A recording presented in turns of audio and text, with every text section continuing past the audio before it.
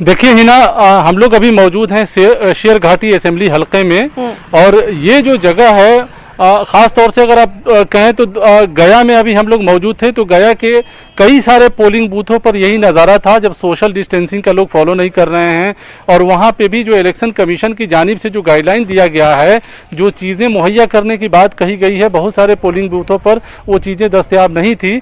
कुछ पोलिंग बूथों पर ज़रूर उन तमाम गाइडलाइन का फॉलो किया जा रहा था, लेकिन देही इलाकों की सूरत हाल बिल्कुल अलग है। यानी ऐसा लगता है देही इलाकों को देखकर कि कोरोना सिर्फ शहरों तक महदूद है, गांव में कोरोना आया ही नहीं है। यही वजह है कि गांव के पोलिंग बूथ पर कोरोना गाइडलाइन के सिलसिले में कोई अमल होता दिखाई नहीं दे रहा है। आप देखिए कि ये भीड़ जो है सुबह 7 बजे से है और इसी तरह की भीड़ है। लोगों को बेदार करने की जरूरत थी, इंतजामिया की जानिब से बेदार करना चाहिए था। लोग गांव के हैं, ये जानते नहीं हैं, लेकिन यहाँ सोशल डिस्टेंसिंग को फॉलो नहीं किया जा रहा है। लोग मास्क भी लगाकर नहीं यहाँ पे खड़े हैं। आप देखिए ज़्यादातर लोगों ने मास्क नहीं लगाया है, चूंकि लोगों को पता ही नहीं है। और यहाँ थर्मल स्क्रीनिंग की बात थी, वो नहीं है, मास्क नहीं है, इसी तरह जो है ग्लव्स नहीं है। तो आप कह सकते हैं कि जो इलेक्शन कमीशन की जानिब से कोरोना की मुद्दत कार में जो बात कही गई थी कि इतनी चीज़ों को फॉलो करना होगा चुनाव कराने के लिए, इंतखाब कराने के लिए सियासी पार्टियों को और तमाम लोगों को, वो चीज़ें जो है फॉलो बिल्कुल नहीं हो रही है। अगर कहीं कुछ दिखाई दे रहा है तो शहरों तक महदूद है, देही इलाकों में नहीं है। काफ़ी सारे लोग हमारे साथ यहाँ मौजूद हैं।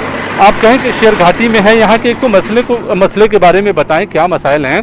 और लोग जो है कोरोना की मुद्दत कार में चुनाव हो रहा है, तो कोई बेदारी नहीं है यहाँ पे, क्या लगता है आपको?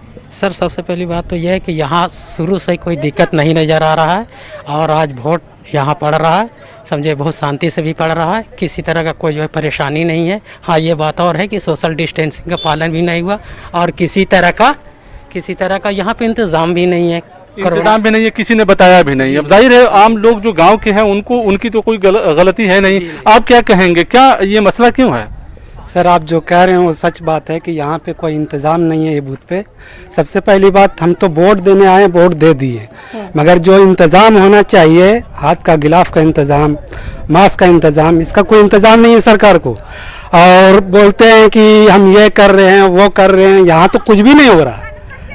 और क्या बोल सकते हैं हम लोग? शेर घाटी के मसले क्या है? यहाँ तो सहरुखी मुकाबला दिख रहा है, MIM के उम्मीदवार, RJD के उम्मीदवार और JDU के उम्मीदवार में। क्या लगता है आपको?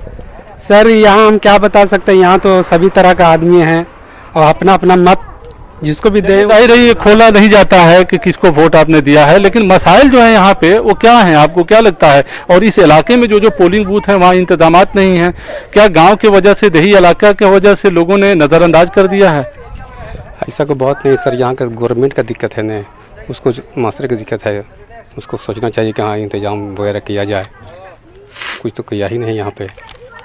हालांकि आप देखिए हिना कि ये जमहूरियत के अजीम त्यौहार में जब कोई ये कहता है कि हम 3 घंटे से लाइन में खड़े हैं, 4 घंटे से लाइन में खड़े हैं, तो ये सुनकर अच्छा लगता है कि 3 घंटे और 4 घंटे से लाइन में खड़े रहकर वो अपनी शिरकत जो है देने की कोशिश कर रहे हैं, जमहूरियत के इस अजीम त्यौहार में शरीक हैं, बावजूद इसके कि वो 3-3, 4-4 घंटे से लाइन में खड़े हैं और जोश और जज्बे में कमी नहीं है। तो ये बिल्कुल लोग जो है काफ़ी जोश में हैं और वो अपने बुनियादी सवाल पर, अपने मसले पर इंतखाब अपने उम्मीदवारों का करेंगे। अब कौन उम्मीदवार के हक में वो अपना फैसला करेंगे, जाहिर है वो ये बात शेयर नहीं करते हैं, लेकिन कई सारे बुनियादी सवाल है, उसको लेकर लोग जो है उम्मीदवारों को देखते हैं, उम्मीदवारों को परखते हैं। जानना चाहेंगे क्योंकि आप मुख्तलिफ पोलिंग बूथ का मुआयना कर रहे हैं, अभी तक और किस तरह की दिक्कतें जो हैं वो वहाँ पर पेश आ रही हैं आम वोटर्स को?